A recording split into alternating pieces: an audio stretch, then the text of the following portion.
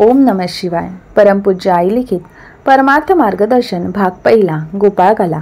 गोष्ट 42. एका पाटलाला त्याच्या गुरुने आपण अमुक दिवशी तुझ्याकडे येणार आहे असा निरोप पाठविला.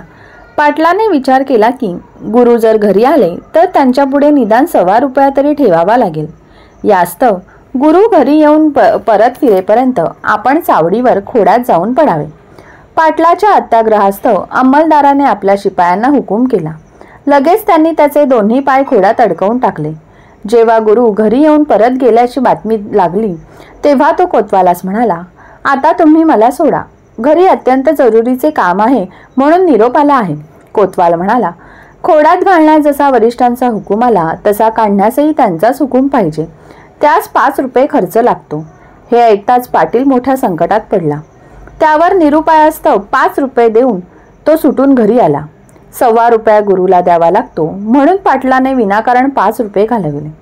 त्यापेक्षा योग्य ठिकाणी ₹1.25 खर्च केला असता तर मनाचे समाधान तरी झाले असते. 1 पैसा हरवला म्हणून तो शोधण्याकरिता 4 तास कंदील घेऊन फिरून तेलाचे 5 पैसे घालविल्याप्रमाणे हे झाले. तात्पर्य: गरजेच्या वेळी पैशाच्या जागी 4 पैसे खर्च करावेत, पण गरज नाही त्यावेळी कवडीही जाऊ न देण्याविषयी दक्ष असावे. श्री गोपाळ कृष्ण महाराज की जय. श्री सद्गुरुनाथ महाराज की जय. श्री सद्गुरुनाथ महाराज की जय. श्री सद्गुरुनाथ महाराज की जय. परमपूज्य गुरुदेवता श्री कलावती माता की जय. परमपूज्य गुरुदेवता श्री कलावती माता की जय. परमपूज्य गुरुदेवता श्री कलावती माता की जय.